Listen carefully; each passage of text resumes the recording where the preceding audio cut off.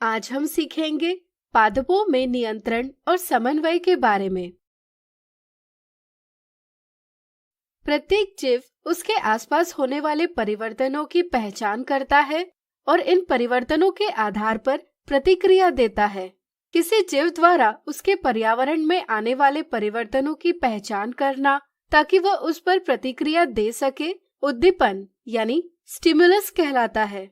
उद्दीपन के अनुसार दी गई प्रतिक्रिया अनुक्रिया यानी रिस्पॉन्स कहलाती है।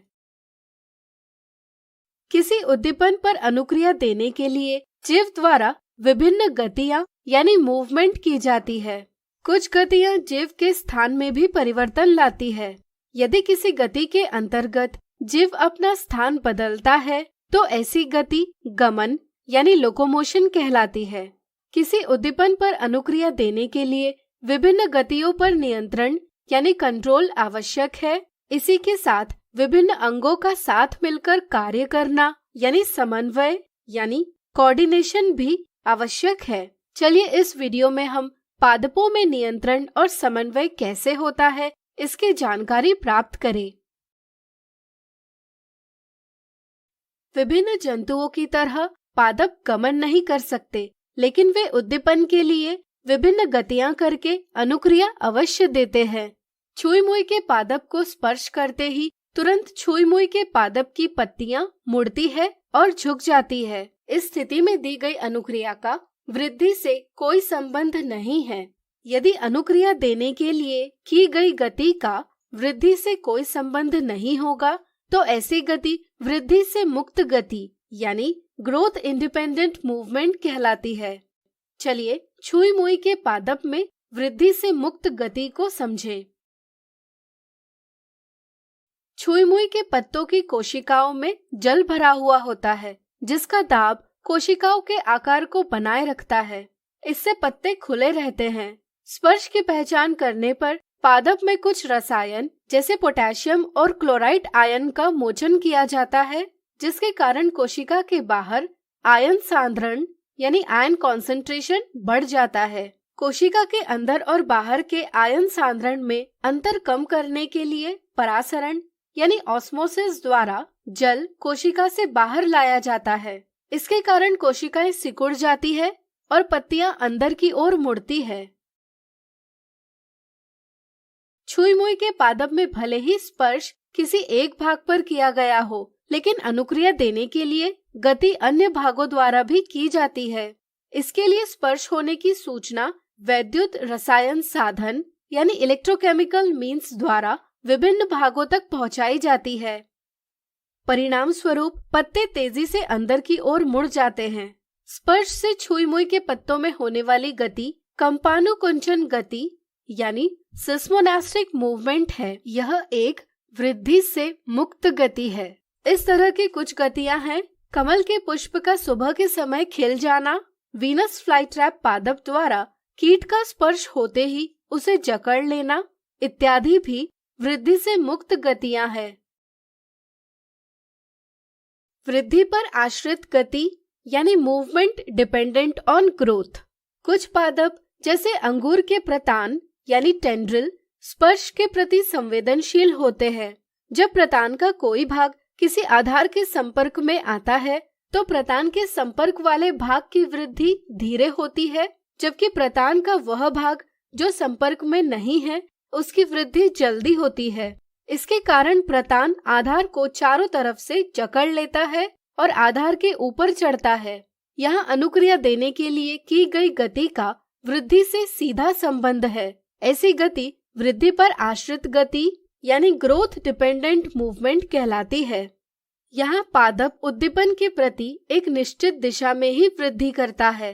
किसी उद्दीपन को अनुक्रिया देने के लिए पादप द्वारा एक निश्चित दिशा में की जाने वाली वृद्धि को अनुवर्तन यानी ट्रॉपिज्म कहा जाता है। विभिन्न पर्यावरणीय प्रेरक जैसे प्रकाश, गुरुत्व, जल इत्यादि पादप के लिए उद्दीपन है। चलिए इन्हें समझें।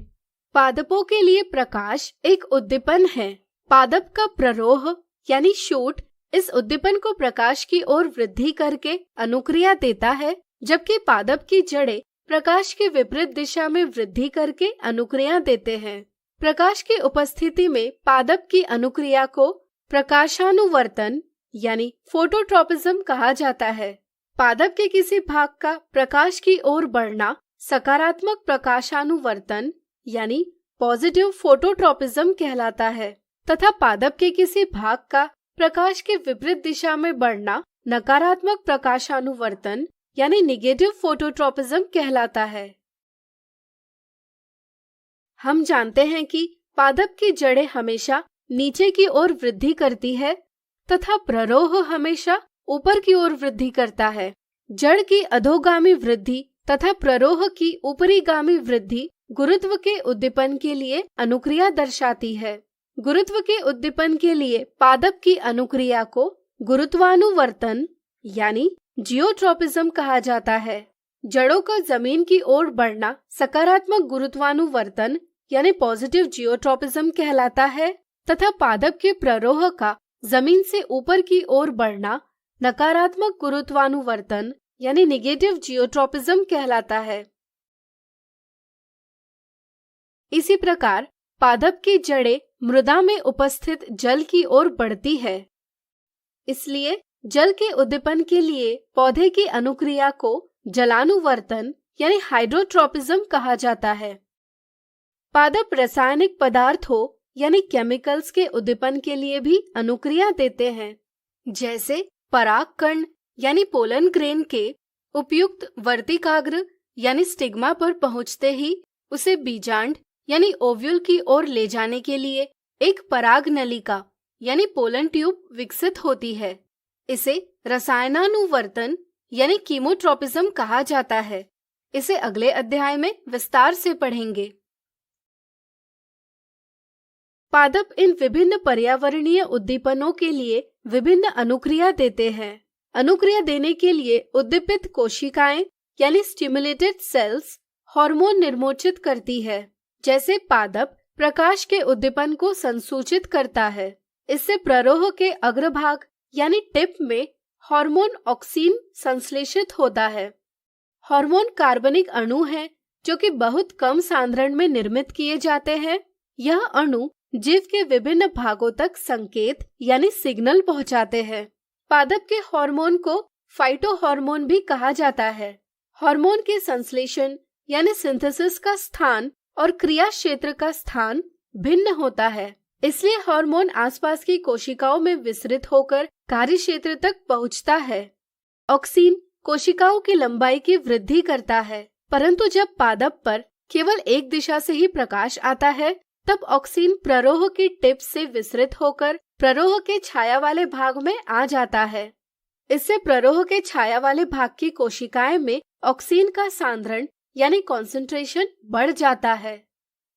इसलिए इन कोशिकाओं की लंबाई में वृद्धि होती है तथा पादप प्रकाश की ओर मुड़ता हुआ दिखाई देता है। इसी तरह पादपों में हार्मोन जिब्बरेलिन तने की वृद्धि करता है। हार्मोन साइटोकाइनिन कोशिका विभाजन को प्रेरित करता है। इसलिए साइटोकाइनिन फलों और बीजों में अधिक सांद्रता में पाया जाता है। ऑक्सीन, जिब्बरेलिन और साइटोकाइनिन पादप की वृद्धि में सहायता करते हैं, किंतु हार्मोन एब्सिसिक अम्ल पादप की वृद्धि को संदमन यानी इनहिबिट करता है।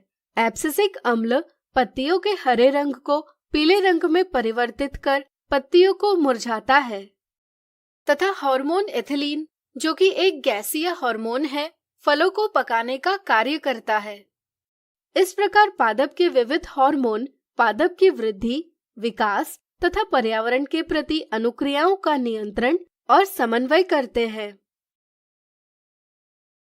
आज हमने सीखा पादपों में नियंत्रण और समन्वय के बारे में। आज हम सीखेंगे तंत्रिका नियंत्रण के बारे में। पिछले वीडियो में हमने पादपों में नियंत्रण और समन्वय यानी कंट्रोल एंड कोऑर्डिनेशन की चर्चा की। चलिए आज जंतुओं में नियंत्रण और समन्वय की चर्चा करें। जंतुओं में नियंत्रण और समन्वय तंत्रिका तंत्र यानी नर्वस सिस्टम और पेशी ऊतक यानी मस्कुलर टिश्यू द्वारा होता है। न्यूरॉन, तंत्रिका ऊतक तंत्रिका कोशिका यानी कि न्यूरॉन के एक संगठित जाल से बना हुआ होता है। न्यूरॉन तंत्रिका तंत्र की संरचनात्मक और क्रियात्मक इकाई है। न्यूरॉन कोशिका काय यानी सेल बॉडी, द्रुमिका यानी डेंड्राइट और तंत्रिकाक्ष यानी एक्सॉन से बना हुआ है। कोशिका काय तारे के आकार जैसा होता है, जिसमें से छोटे तंतु यानी फाइबर्स जैसे द्रुमिका और एक तंत्रिकाक्ष निकलते हैं। न्यूरॉन विभिन्न उद्दीपनों को विद्युत आवेग यानी इलेक्ट्रिकल इम्पल्स के रूप में शरीर के एक भाग से दूसरे भाग तक संचारित करता है। चलिए इसे विस्तार से समझें।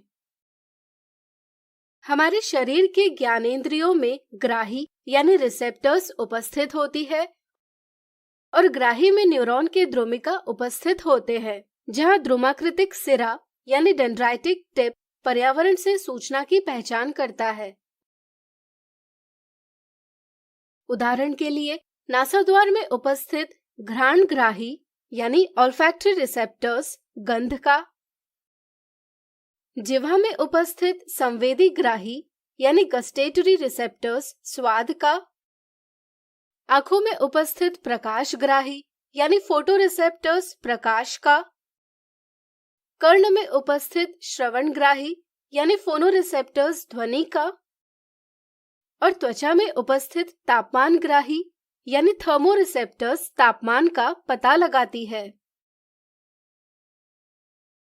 द्रुमाकृतिक सिरे में रासायनिक क्रिया द्वारा प्राप्त सूचना से विद्युत आवेग का निर्माण होता है।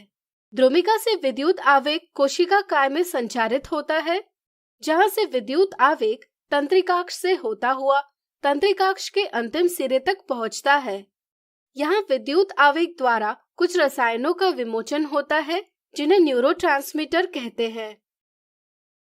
न्यूरोट्रांसमीटर दो न्यूरॉन के बीच में रिक्त स्थान यानी सिनेप्स को पार करके दूसरे न्यूरॉन के द्रुमिका तक विद्युत आवेग को पहुंचाता है। विद्युत आवेग यानी इलेक्ट्रिकल इम्पल्स तंत्रिका यानी नर्व में इस तरह से यात्रा करता है। तंत्रिका के अंतिम न्यूरॉन से विद्युत आवेग एक सिनेप्स द्वारा पेशी कोशिकाओं यानी मसल सेल्स या ग्रंथि यानी ग्लैंड तक पहुंचता है। ऐसा सिनेप्स जो न्यूरॉन से विद्युत आवेग को पेशी कोशिकाओं तक पहुंचाता है, तंत्रिका पेशीय संधि यानी न्यूरोमस्कुलर जंक्शन कहलाता है। पेशी कोशिकाएं और ग्रंथियां विद्युत आवेग को क्रिया में परिवर्तित करती है, इसलिए इन्हें कार्यकर यानी इफेक्टर कहा जाता है। हमारे शरीर में 3 प्रकार के न्यूरॉन हैं। संवेदी न्यूरॉन ज्ञानेंद्रियों में उपस्थित ग्राही से पर्यावरण की सूचनाएं प्राप्त करते हैं। प्रेरक न्यूरॉन तंत्रिक आवेग को पेशी कोशिकाओं या ग्रंथि तक पहुंचाते हैं और प्रतिसारण न्यूरॉन संवेदी न्यूरॉन से प्राप्त तांत्रिक आवेग को प्रेरक न्यूरॉन तक पहुंचाता है। चलिए अब देखते हैं कि ये सभी न्यूरॉन कैसे कार्य करते हैं। प्रतिवर्ती क्रिया यानी रिफ्लेक्स एक्शन। आपने अवश्य अनुभव किया होगा कि यदि किसी गर्म वस्तु से अनजाने में हमारा स्पर्श होता है तो स्पर्श वाला अंग तुरंत पीछे ले लिया जाता है। इस प्रकार किसी उद्दीपन के लिए बिना सोचे तुरंत अनुक्रिया देना प्रतिवर्ती क्रिया कहलाती है। ऐसी क्रियाएं हम अपने आप को बचाने के लिए करते हैं। यहाँ इस प्रतिवर्ती क्रिया के दौरान हमारी त्वचा में उपस्थित ग्राही से सूचना संवेदी न्यूरॉन में पहुंचती है। संवेदी न्यूरॉन में सूचना विद्युत आवेग में परिवर्तित होती है। यह सूचना प्रतिसारण न्यूरॉन से प्रेरक न्यूरॉन तक पहुंचाई जाती है। संवेदी न्यूरॉन और प्रेरक न्यूरॉन के बीच के संबंधन को प्रतिवर्ती चाप यानी रिफ्लेक्स आर्क कहा जाता है। यह प्रतिवर्ती चाप मेरुरज्जु यानी स्पाइनल कॉर्ड में बनते हैं। मस्तिष्क में जाने वाली सभी तंत्रिकाएं मेरुरज्जु में एक बंडल बनाती है। प्रेरक न्यूरॉन प्राप्त आवेग को कार्य कर भुजा की पेशी कोशिकाओं तक पहुंचाता है, जिससे स्पर्श होने वाला अंग गर्म वस्तु से हटा लिया जाता है। यह अनुक्रिया हम बिना सोचे करते हैं। यदि यह क्रिया हम सोचकर करते तो सूचना मस्तिष्क तक जाती और प्रतिक्रिया देने में विलंब होता, लेकिन इतने समय में स्पर्श होने वाले अंग को हानि हो सकती है। मेरुरज्जु द्वारा प्रतिवर्ती क्रियाओं का नियंत्रण करके ऐसी स्थिति में तुरंत अनुक्रिया दी जाती है, यद्यपि आगत सूचनाएं मस्तिष्क तक भी जाती है।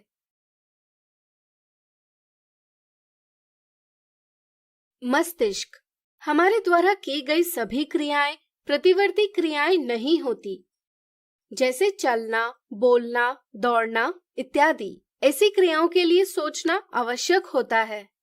सोचकर करने वाली क्रियाएं ऐच्छिक क्रियाएं यानी वॉलेंटरी एक्शंस कहलाती है। इसमें हमें हमारा मस्तिष्क यानी ब्रेन सहायता करता है। मस्तिष्क विभिन्न आगत और निर्गत यानी इनपुट एंड आउटपुट सूचनाओं को समाकलित करता है। इसलिए मस्तिष्क हमारे शरीर का मुख्य समन्वय केंद्र यानी मेन कोऑर्डिनेटिंग सेंटर है। मस्तिष्क में 3 मुख्य भाग होते हैं: अग्र मस्तिष्क यानी फोर ब्रेन, मध्य मस्तिष्क यानी मिड ब्रेन और पश्चिम मस्तिष्क यानी हाइंड ब्रेन। अग्र मस्तिष्क मस्तिष्क का मुख्य सोचने वाला भाग है, जो प्रमस्तिष्क यानी सेरेब्रम, हाइपोथैलेमस और थैलेमस से बना हुआ है। प्रमस्तिष्क हमारी ऐच्छिक क्रियाओं को नियंत्रित करता है। प्रमस्तिष्क में विभिन्न ग्राहियों के लिए विभिन्न क्षेत्र होते हैं। प्रमस्तिष्क में विभिन्न साहचर्य क्षेत्र भी होते हैं, जो इन संवेदी सूचनाओं, अन्य ग्राही से प्राप्त सूचनाओं एवं मस्तिष्क में पहले से एकत्र सूचनाओं का अर्थ लगाता है और अनुक्रिया से संबंधित निर्णय लेता है। इस निर्णय को प्रेरक क्षेत्र यानी मोटर एरियाज तक पहुंचाया जाता है, जो ऐच्छिक पेशी यानी वॉलेंटरी मसल्स की गति को नियंत्रित करता है।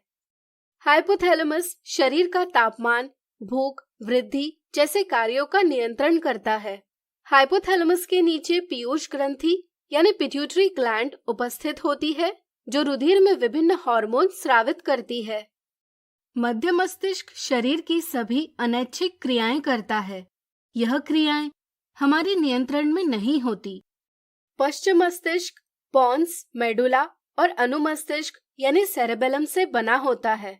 अनुमस्तिष्क ऐच्छिक क्रियाओं की परिशुद्धि यानी प्रिसीजन तथा शरीर के संस्थिति और संतुलन यानी पोस्चर एंड बैलेंस को नियंत्रित करता है, तथा मेडुला हृदय स्पंदन यानी हार्ट बीट, लार आना यानी सलाइवेशन और वमन यानी वॉमिटिंग इत्यादि जैसी अनैच्छिक क्रियाओं यानी इनवॉलेंटरी एक्शंस को नियंत्रित करता है, जो हमारे नियंत्रण में नहीं होती।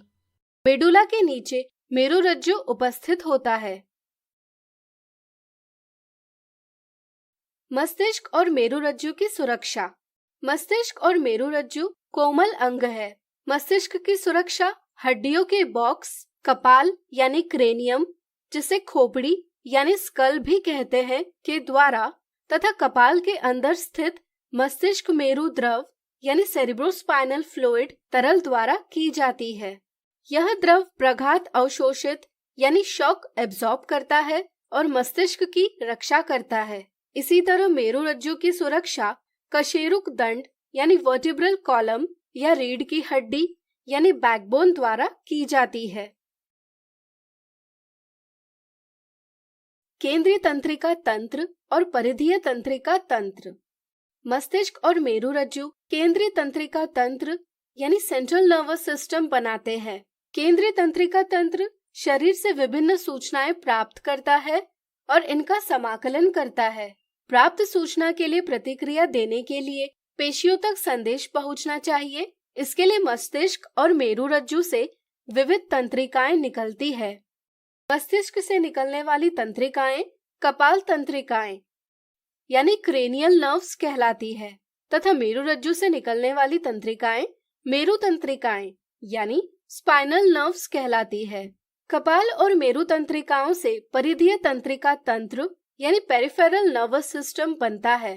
परिधीय तंत्रिका तंत्र केंद्रीय तंत्रिका तंत्र और शरीर के अन्य भागों के बीच में सूचना का संचार करता है, जिससे पेशी में गति होती है।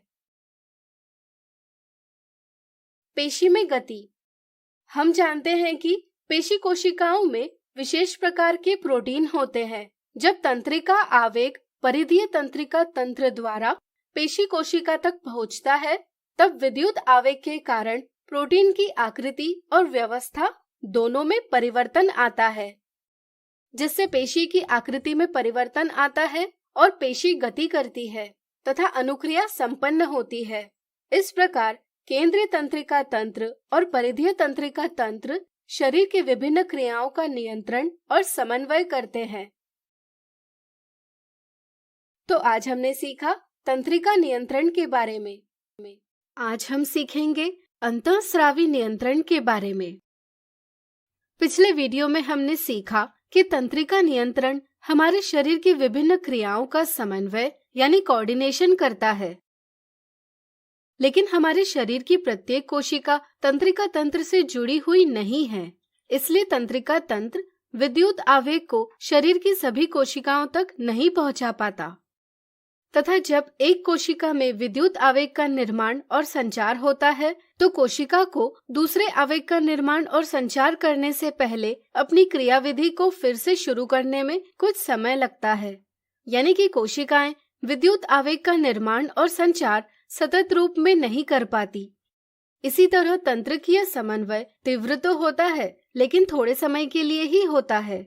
शरीर की सभी कोशिकाओं तक संकेत पहुंचाना और शरीर में ज्यादा समय तक समन्वय बनाए रखना, यह कार्य हार्मोन द्वारा संपन्न किया जाता है। हार्मोन अपोषक रसायन हैं जो शरीर में बहुत कम सांद्रण में निर्मित किए जाते हैं, जो शरीर की विभिन्न कोशिकाओं तक संकेत यानी सिग्नल पहुंचाते हैं। इसलिए हार्मोन रासायनिक संदेशवाहक यानी केमिकल मैसेंजर कहलाते हैं। जंतुओं में हार्मोन का संश्लेषण और स्रावण यानी सिक्रीशन अंतःस्रावी ग्रंथियों यानी एंडोक्राइन ग्लैंड्स द्वारा होता है।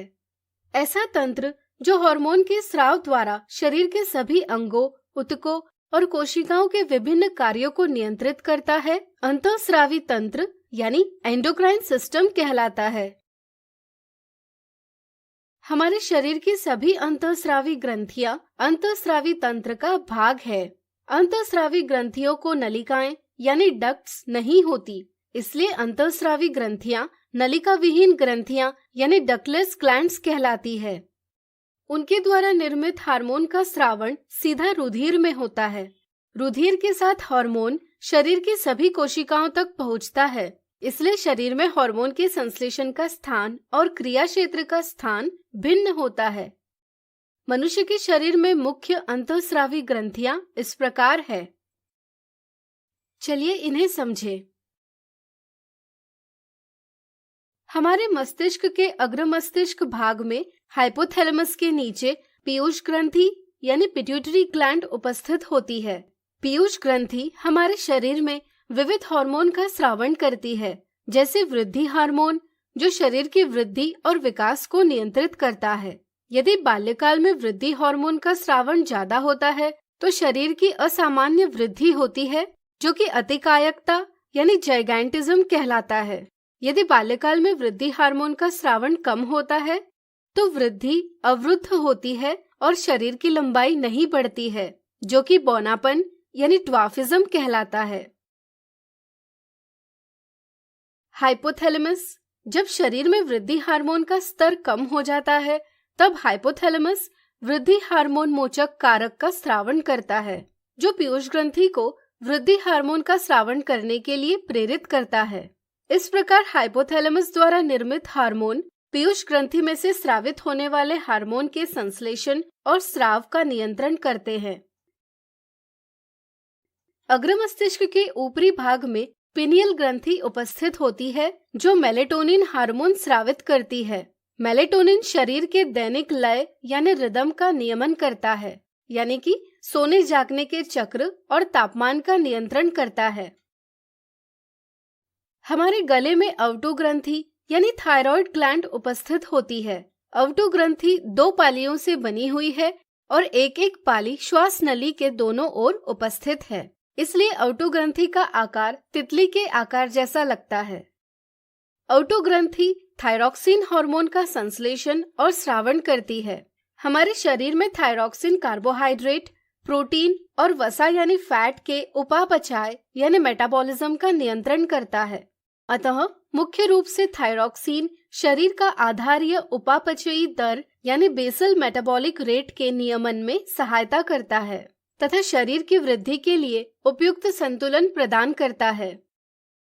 अवटु ग्रंथि आयोडीन की सहायता से थायरॉक्सिन हार्मोन का संश्लेषण करती है, इसलिए आयोडीन थायरॉक्सिन के सामान्य दर में संश्लेषण के लिए आवश्यक है।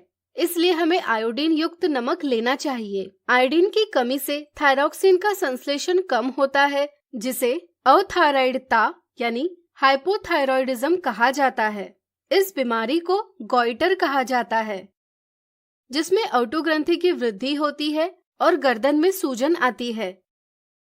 यदि शरीर में थायरॉक्सिन का संश्लेषण और स्रावण ज्यादा हो तो थायरॉक्सिन का स्तर बढ़ जाता है, जो थायराइड अतिक्रियता यानी हाइपरथायरॉयडिज्म कहलाता है। अवटु ग्रंथि के पीछे की सतह पर 4 परावटु ग्रंथियां यानी पैराथायरॉयड ग्लैंड उपस्थित होती है, जो पैराथायरॉयड हार्मोन का स्रावण करती है। पैराथायरॉयड हार्मोन रुधिर में कैल्शियम के स्तर को बढ़ाता है। दोनों फुफ्फुस के बीच में थाइमस ग्रंथि उपस्थित होती है, जो थाइमोसिन हार्मोन का स्रावण करती है। थाइमोसिन हार्मोन प्रतिरक्षा तंत्र यानी इम्यून सिस्टम के विकास में सहायता करता है। प्रत्येक वृक्क यानी किडनी के ऊपर एक अधिवृक्क ग्रंथि उपस्थित होती है, जो रुधिर में एड्रेनलिन हार्मोन का स्रावण करती है। रुधिर से एड्रेनलिन हृदय और शरीर के विभिन्न अंगों तक पहुंचता है। एड्रेनलिन हृदय की धड़कन को बढ़ाता है, जिससे शरीर की पेशियों को अधिक रुधिर आपूर्ति यानी ब्लड सप्लाई होती है। इसलिए पेशियों तक अधिक ऑक्सीजन पहुंचता है। एड्रेनलिन की उपस्थिति में पाचन तंत्र और त्वचा की छोटी धमनियों के आसपास की पेशियां सिकुड़ जाती है। परिणाम स्वरूप पाचन तंत्र यानी डाइजेस्टिव सिस्टम और त्वचा में रुधिर की आपूर्ति कम हो जाती है। इससे रुधिर की दिशा कंकाल पेशियों की ओर हो जाती है।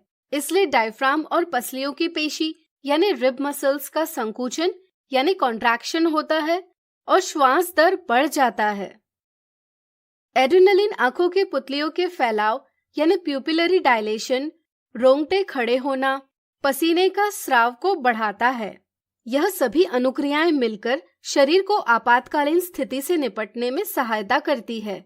आपातकालीन स्थिति में एड्रेनलिन का स्राव बढ़ जाता है, इसलिए इसे आपातकालीन यानी इमरजेंसी हार्मोन और युद्ध यानी फाइट हार्मोन कहा जाता है। इसलिए एड्रेनलिन को युद्ध यानी फाइट, फ्लाइट और फ्राइट का हार्मोन कहा जाता है। हमारे शरीर में आमाशय के पीछे अग्न्याशय यानी पैनक्रियास उपस्थित होता है, जो इंसुलिन हार्मोन का स्रावण करता है। इंसुलिन रुधिर में शर्करा स्तर यानी शुगर लेवल को नियंत्रित करने में सहायता करता है। यदि यह कम मात्रा में स्रावित होता है तो रुधिर में शर्करा का स्तर बढ़ जाता है। इसके कारण मधुमेह यानी डायबिटीज की बीमारी होती है। मधुमेह के रोगी अपने आहार में कम शर्करा लेते हैं और उपचार के लिए इन्हें इंसुलिन का इंजेक्शन दिया जाता है। नर में वृषक का एक जोड़ा टेस्टोस्टेरोन हार्मोन का स्रावण करते हैं। टेस्टोस्टेरोन शुक्राणु निर्माण में सहायता करता है और पेशीय वृद्धि, निम्न आवाज का स्वरमान, क्रोधात्मकता, मुख और अक्षीय रोम यानी फेस एंड एक्सिलरी हेयर्स की वृद्धि को उत्तेजित करता है। मादा में अंडाशय का एक जोड़ा एस्ट्रोजन हार्मोन का स्रावण करते हैं। एस्ट्रोजन अंडाशयी पुटिकाओं यानी ओवेरियन फॉलिकल्स और स्तन ग्रंथियों यानी मेमरी ग्लैंड्स की वृद्धि में सहायता करता है। उच्च आवाज का स्वरमान और द्वितीयक लैंगिक लक्षणों यानी सेकेंडरी सेक्सुअल कैरेक्टर्स का विकास करता है। ये सभी परिवर्तन 10 से 12 साल की उम्र में होते हैं और यौवनारंभ यानी प्यूबर्टी से जुड़े होते हैं। इस प्रकार विविध हार्मोन शरीर की वृद्धि, अपापचय एवं विकास का नियंत्रण करते हैं। शरीर में किसी हार्मोन के स्तर की कमी या अधिकता से कई बीमारियां होती है। इसलिए शरीर में हार्मोन स्रावण परिशुद्ध मात्रा यानी प्रिसाइज क्वांटिटी में होना आवश्यक है। इसलिए पुनर्भरण क्रियाविधि यानी फीडबैक मैकेनिज्म द्वारा हार्मोन स्रावण का समय और हार्मोन स्रावन की मात्रा का नियंत्रण होता है।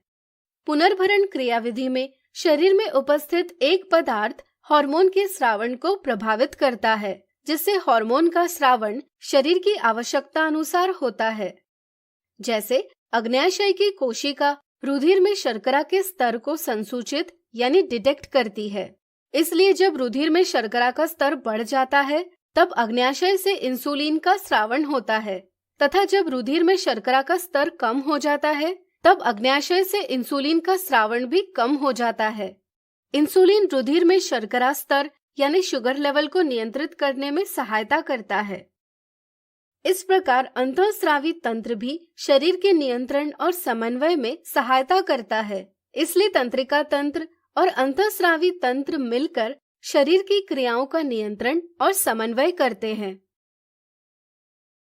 तो आज हमने सीखा अंतःस्रावी नियंत्रण के बारे में।